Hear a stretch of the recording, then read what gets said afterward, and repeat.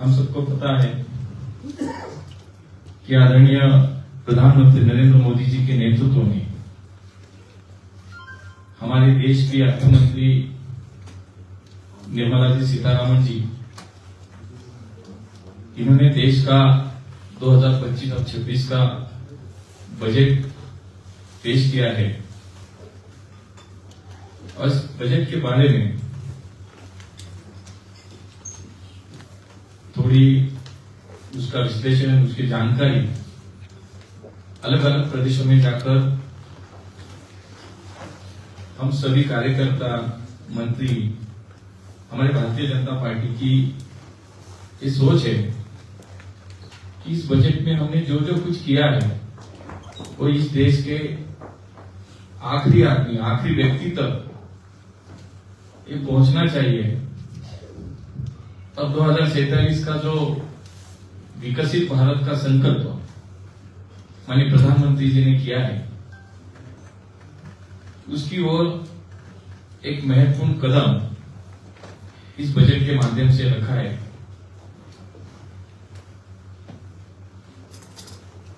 ये जो बजट माननीय निर्मला जी ने पेश किया है,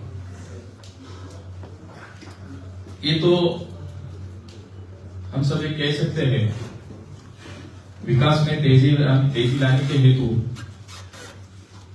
समावेशी विकास सुनिश्चित करने की दिशा में निजी क्षेत्र के निवेशों में मजबूती लाने के लिए और देश के मध्यम वर्गों को राहत देने में ये बजट बिल्कुल महत्वपूर्ण भूमिका निभाएगा। किसान, युवा, गरीब और हमारी नारी शक्ति, इन चार बिंदुओं को सामने रखकर ये बजट किया गया है।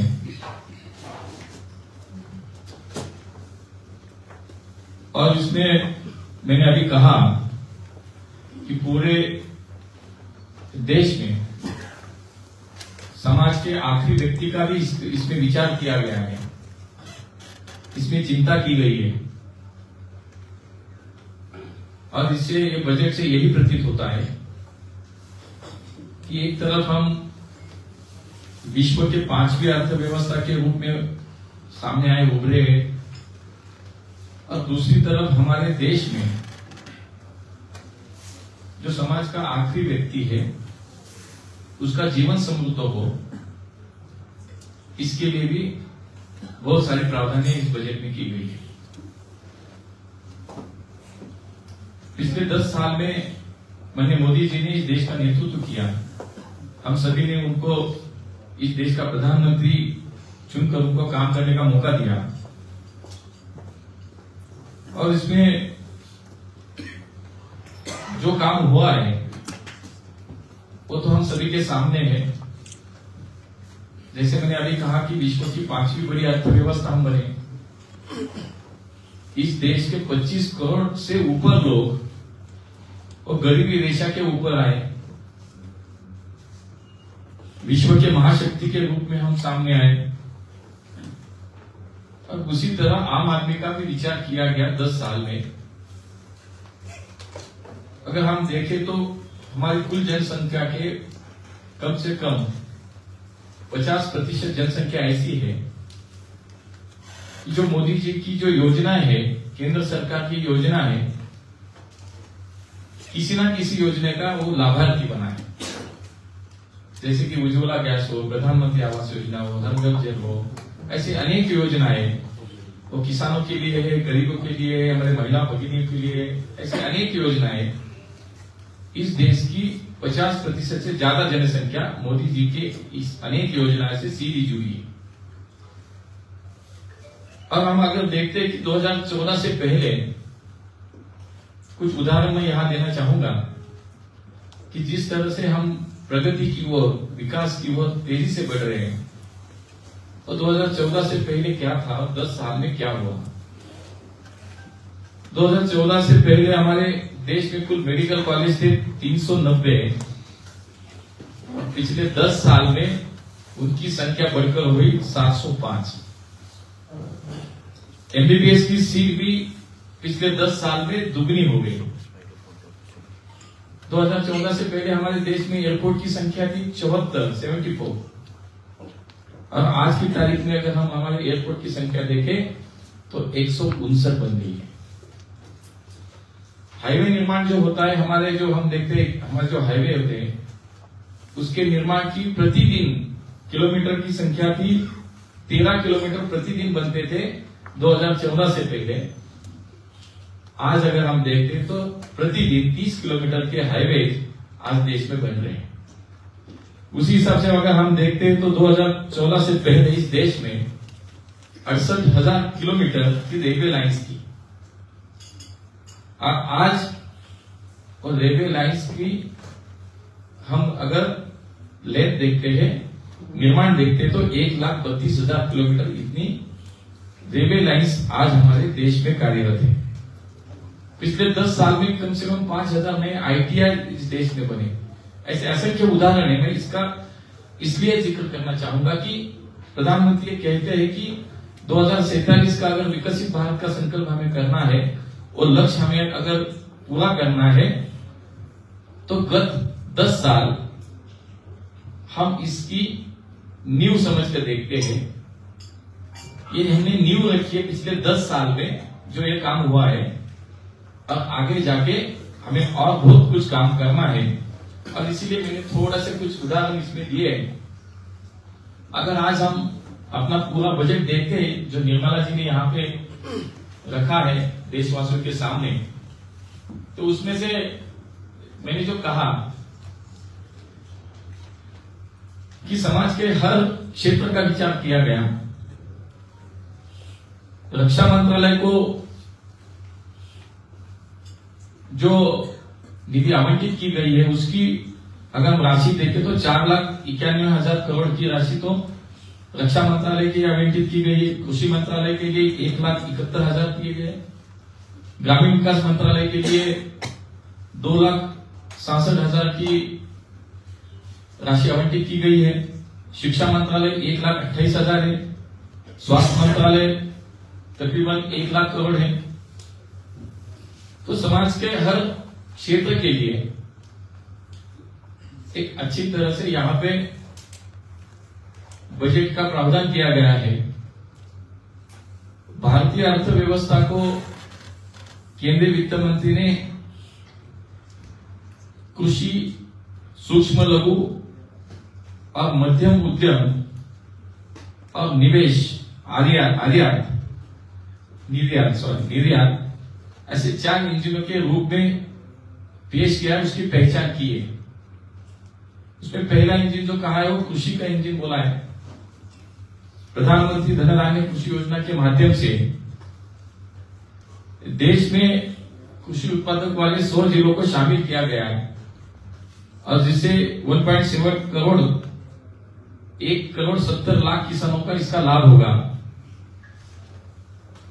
हमारे पारंपरिक बीज है, हमारे उत्पाद है, उसमें दलहनों को आत्मनिर्भरता की ओर बढ़ाना, इसके लिए सरकार ने तूर, उड़द और मसूर पर विशेष ध्यान दिया और ये सभी दालों में आत्मनिर्भरता के लिए 6 वर्षीय का अभियान की भी शुरुआत इस बजट के माध्यम से की है। किसान क्रेडिट कार्ड की मर्यादा जो सीमा थी वो बढ़कर 3 लाख से 5 लाख तक की गई, जिससे इस देश की 7,70,00,000 किसानों को इसका फायदा होगा। तो उनकी सीमा किसानों को सीधा उसका लाभ मिलेगा। तो दूसरा इंजन जो मैंने वित्त मंत्री ने कहा है उसमें एमएसएमई जिसका जिक्र हुआ है, 10 लाख सूक्ष्म उद्योगों के लिए 5 लाख रुपए की ऋण सुविधा, वित्तीय समावेशन और आर्थिक भागीदारी को बढ़ावा देने का इसमें उन्होंने मेंशन किया है। एमएसएमई के लिए अभी लोन की जो गारंटी कवर था वो 5 करोड़ से बढ़ाकर अभी 10 करोड़ किया है। स्टार्टअप्स के लिए फंड्स वितरित करने के लिए 10,000 करोड़ रुपए के अतिरिक्त योगदान की इसमें प्रावधान किया गया है। निवेश इन्वेस्टमेंट शहरों के विकास केंद्र के रूप में विकसित करने के लिए, शहरों का रचनात्मक पुनर्विकास करने के लिए तथा जल एवं स्वच्छता को समर्थन देने के लिए 1 लाख करोड़ रुपए का आवंटन इस बजट में किया गया है। जल जीवन मिशन के माध्यम से हमने देखा है कि पूरे देश भर में तकरीबन 10 करोड़ के ऊपर नए पानी के जल के कनेक्शन दिए गए। सीधे जल हम बोलते हैं नल के माध्यम से पूरे देश में 10 करोड़ के नजदीक घरों में अभी पानी देने की व्यवस्था हुई है। और इस जल जीवन मिशन के लिए आगे भी 67,000 करोड़ का प्रावधान इसमें किया गया है। IIT का विस्तार के लिए 6,500 अतिरिक्त छात्रों के लिए अतिरिक्त बुनियादी ढांचा, भारत की तकनीकी शिक्षा क्षमता को बढ़ावा देने के लिए इसमें उल्लेख किया गया है। डे केयर कैंसर सेंटर, मुझे लगता है कि बहुत बड़ी उपलब्धि हमारे ग्रामीण इलाकों में, इसमें ज्यादातर लोगों को इसका बहुत फायदा होगा। 2025-26 तक 200 सेंटर स्थापित किए जाएंगे, जिससे कैंसर की उपचार किफायती उपलब्धता सुनिश्चित होगी। उड़ान के माध्यम से हमने देखा है कि पूरे देश में हर एक स्टेट में जो कनेक्टिविटी बढ़ाने के लिए माननीय प्रधानमंत्री जी ने कहा था कि उड़ान योजना के माध्यम से पूरे देश का आम नागरिक अब हवाई चप्पल पहनने वाला भी हवाई सफर करेगा। इसके तहत उड़ान योजना लाई गई। इसमें इस बजट में 120 नए डेस्टिनेशन शामिल किए गए हैं जो उड़ान से जुड़े जाएंगे और अगले 10 वर्षों में 4 करोड़ यात्री उड़ान के माध्यम से जुड़ जाएंगे। ऐसा इस बजट में उसको सेवा प्रदान की जाएगी, ऐसा इस बजट में कहा है। चौथा इंजन हमने जो कहा है वो एक्सपोर्ट के बारे में कहा है। निर्यात संवर्धन मिशन करके उसमें क्षेत्रीय और मंत्रालय लक्ष्यों के साथ एक निर्यात संवर्धन मिशन का शुभारंभ किया जाएगा, जिसे वाणिज्य मंत्रालय, एमएसएमई मंत्रालय और वित्त मंत्रालय द्वारा संयुक्त रूप से चलाया जाएगा। ऐसे एयर कार्गो के लिए भी भंडारण की सुविधा इसमें उपलब्ध की जाएगी। और कुछ महत्वपूर्ण बातें इसमें जो कही है कि अभी हमारा जो मध्यम वर्गीय जो जनसंख्या है, लोग हैं हमारे, उनके लिए अभी 12 लाख रुपए के वार्षिक आय पर भी कोई आयकर नहीं रहेगा। ये बड़ी राह हमारे इन सभी वर्गों को दी गई है। बीसीडी में भी छूट दी गई है। कैंसर और दीर्घकालीन और दुर्लभ बीमारियों के संबंधित 36 ऐसी छूट दी गई है। स्थानिक विनिर्माण को प्रोत्साहित करने तथा आयात पर निर्भरता कम करने के लिए वस्त्र और इलेक्ट्रॉनिक क्षेत्र के संबंधित घटकों को भी छूट दी गई है। पीएम स्वनिधि योजना जो वित्तीय समावेश को बढ़ावा देने के क्रम में हमारे जो स्ट्रीट वेंडर्स हैं उनके लिए 30,000 रुपए की सीमा वाले यूपीआई लिंक क्रेडिट कार्ड का प्रावधान किया। सिक्किम राज्य के लिए भी हमारे मुख्यमंत्री माननीय प्रेम सिंह जी तमांग जी, प्रधानमंत्री मोदी जी और तमांग जी, हमारे ये डबल इंजन की सरकार यहाँ पे चल रही है। अब मुझे लगता है कि दशकों तक सिक्किम को एक दूरस्थ चौकी के रूप में देखा गया, उन लोगों द्वारा उपेक्षित और अनदेखा किया गया जो खाली वोट मांगने के लिए आते थे। लेकिन 2014 से माननीय प्रधानमंत्री मोदी जी ने केवल सबका साथ, सबका विकास और सबका विश्वास की बात की है और ये सुनिश्चित किया है कि सिक्किम सच्चे और सतत विकास का एक चमकदार उदाहरण भी बने। 2014 में प्रधानमंत्री नरेंद्र मोदी जी ने कार्यभार संभालने के बाद सिक्किम के बुनियादी ढांचे, अर्थव्यवस्था और सामाजिक परिदृश्य में क्रांति लाने के लिए कई ऐतिहासिक और परिवर्तनकारी पहल की गई है, जिसे 2016 में सिक्किम को भारत का पहला पूर्ण जैविक राज्य घोषित किया गया। एक गर्व का उपलब्धि थी जिसे माननीय प्रधानमंत्री मोदी जी ने स्वयं सिक्किम जैविक उत्सव में उद्घाटित भी किया। लेकिन ये केवल एक उपाधि नहीं थी, ये हमारे किसानों, हमारी भूमि और हमारे भविष्य के लिए प्रत्येक प्रतिबद्धता थी। 2015 और 16 में शुरू की गई mission organic value chain development for north eastern region, इसके तहत सिक्किम में जैविक खेती को मजबूत किया गया और ये सुनिश्चित करते हुए हमारी इलायची, अदरक और चाय वैश्विक बाजार तक पहुंचने के लिए और किसानों को आय अधिक प्राप्त होने के लिए प्रयास किए गए। पायांगो जो हमारा एयरपोर्ट है उसका निर्माण भी किया गया, माननीय प्रधानमंत्री के हाथों से उसका उद्घाटन भी हुआ। मैं कल से यहाँ पे हूँ, 2 दिन यहाँ पे हूँ। कुछ दिक्कतें बिल्कुल उसमें अभी यहाँ की विमान सेवा सुनिश्चित करने के लिए कुछ दिक्कतें आ रही है, लेकिन अभी आज यहाँ आने से पहले हमारे यहाँ के एमपी थे, यहाँ के टूरिज्म मिनिस्टर थे, हमारे एयरपोर्ट डायरेक्टर थे, कलेक्टर भी थे, सबके साथ हमने एक मीटिंग भी की है। अब फिर से एक बार यहाँ से हमारी विमान सेवा शुरू होगी ऐसा विश्वास मैंने सबको दिलाया है, क्योंकि सिविल एविएशन मिनिस्ट्री का भी ऐसे एमओएस करके चार्ज मेरे पास है, तो आगे जाके भी रनवे एक्सटेंशन हो, यहाँ से ज्यादा दिल्ली हो, मुंबई हो, कोलकाता हो, सभी जगहों पे विमान सेवा कैसे शुरू हो, इस पे अभी चिंतन किया गया है, उस पर काम भी शुरू होगा। कुछ दिन बाद दिल्ली में एक ऑफिशियली बैठक मीटिंग सिविल एविएशन मिनिस्ट्री में होने वाली है और उससे कुछ एयरलाइंस कंपनी के रिप्रेजेंटेटिव भी रहेंगे, हमारे मिनिस्टर के ऑफिशियल्स भी रहेंगे और आपके राज्य की कुछ प्रतिनिधि भी उस मीटिंग में शामिल होंगे। तो वो भी कुछ दिक्कतें आ रही, वो भी मुझे लगता है कि कुछ दिनों के बाद वो भी दूर हो जाएगी।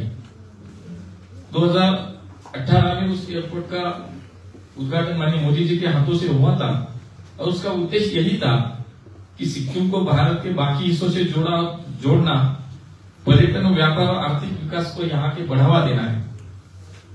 दूसरा, सिवोक संपो रेलवे लाइन सिक्किम को राष्ट्र से जोड़ने का इसमें संकल्प किया गया था। कनेक्टिविटी विकास की रीढ़ है। पिछले सरकारों के तहत लंबे समय से लंबी सिवोक रंपर रेलवे लाइन अब मोदी जी के नेतृत्व में पूरी होने के करीब है। अगस्त 2025 तक सिक्किम को राष्ट्रीय रेलवे नेटवर्क से जोड़ दिया जाएगा, जिससे मैंने अभी कहा कि व्यापार, पर्यटन और यात्रा की सुविधा के नए द्वार भी खुलेंगे।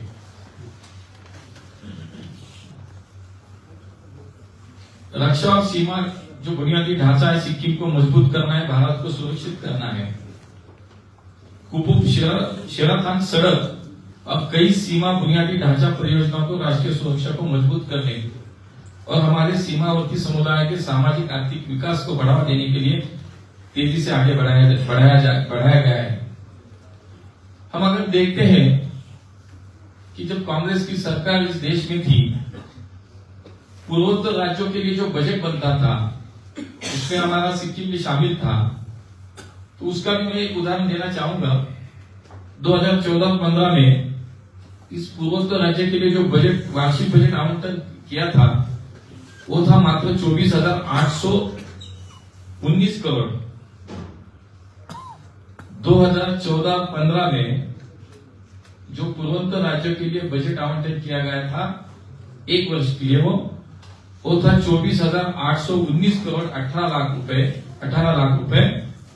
और अब इस बजट में 2025-26 में जो एनडीए की सरकार है, मोदी जी की सरकार है, उसके तहत यह आवंटन बढ़कर हुआ 1,05,833 करोड़ 28 लाख रुपए। तो इसे यह दर्शाता है कि एक संख्या केवल संख्याओं में उतनी नहीं है, बल्कि भाजपा की पूर्वोत्तर राज्यों को भारत के विकास का इंजन बनाने की प्रतिबद्धता यहाँ इसमें दर्शाती है। जैविक खेती तो यहाँ की परंपरा है, की विशेषता है। सिक्किम के जैविक उत्पादों के लिए जैविक प्रमाणीकरण केंद्र और वैश्विक बाजार विस्तार के लिए अतिरिक्त धनराशि आवंटित की गई है। मोदी जी ये सुनिश्चित कर रहे हैं कि सिक्किम जैविक खेती में दुनिया का नेतृत्व करे और इसके लिए जितना चाहे उतना सपोर्ट इस क्षेत्र के लिए केंद्र सरकार के माध्यम से हो। पीएम धन धान्य कृषि योजना के माध्यम से भी किसानों को सशक्त बनाने का निर्णय है और उसमें अन्न भंडारण हो। उसमें ये योजना लागू करने के बाद ग्राम पंचायत और ब्लॉक स्तर पर भंडारण की सुविधा भी बनाई जाएगी। कनेक्टिविटी के क्रांति में आगे जाके सड़कें, रेलवे, हवाई यात्रा भी ज्यादा से ज्यादा कैसे बढ़े इस पे ध्यान देना है। सेवक रंगपुर रेलवे विस्तार में पर्यटन, व्यापार और पहुंच को बढ़ावा देने के लिए हर मौसम की सड़कों के निर्माण के लिए भारी निवेश किया गया। संशोधित उड़ान योजना के तहत पहाड़ी और पूर्वोत्तर क्षेत्र के हेलीपैड और छोटे हवाई अड्डे विकसित किए जा रहे हैं और उसमें सिक्किम के हवाई अड्डे के कनेक्टिविटी में भी आगे जाके बिल्कुल सुधार भी होंगे। सिक्किम एक पर्यटन भूमि है। प्राकृतिक सुंदरता से जो उसको आर्थिक ताकत अगर मिलती है तो बिल्कुल विश्व में एक अलग सा स्थान सिक्किम का बिल्कुल बन जाएगा। स्थानीय उद्यमियों को सशक्त बनाने के लिए होमस्टे के लिए मुद्रा ऋण का विस्तार किया गया है। पर्यटन को बढ़ावा देने के और रोजगार सृजित करने के लिए मेगा होमस्टे प्रोजेक्ट लॉन्च किया गया। पर्यटन में युवाओं को अवसर प्रदान करने के लिए आतिथ्य क्षेत्र का कौशल विकास का कार्यक्रम किया गया। ऐसे कई उपलब्धियां इस बजट में हमें दिखाई देती है। शिक्षा और डिजिटल सशक्तिकरण के लिए बिल्कुल सिक्किम के भविष्य को भी तैयार करना है। सरकारी स्कूलों में 50,000 अटल टिंकरिंग लैब्स भी विज्ञान नवाचार को बढ़ावा देगी। ऐसे कई है। शिक्षा के लिए एआई में 500 करोड़ रुपए की लागत केंद्र सरकार से माध्यम से इस बजट में दी है और उसमें सिक्किम प्रौद्योगिकी अग्नि मोर्चा पर इसका हकदार बिल्कुल है। कैंसर के उपचार का मैंने अभी कहा तो हर एक जिला स्तर पे cancer care day care cancer centre भी हर एक जिले में होगा। जैसे कि जैविक खेती, हस्तशिल्प और इको टूरिज्म के लिए आसान ऋण और वित्तीय की सहायता भी यहाँ पे बिल्कुल मिलनी चाहिए। ऐसा मुझे लगता है कि केंद्र सरकार करके पूरे देश के लिए जो इस बजट में प्रमुख प्रावधान थी वो तो मुझे लगता है कि हमारे मीडिया के सब भाई मित्र हैं उनको तो बिल्कुल उनकी जानकारी भी है। उसके बावजूद आज इस सिक्किम और केंद्र सरकार और सिक्किम सरकार के माध्यम से हमारी जो डबल इंजन की सरकार चल रही है उसके माध्यम से भी भविष्य के लिए बहुत कुछ प्रावधान, बहुत कुछ योजनाएं या असल में काम करेगी। और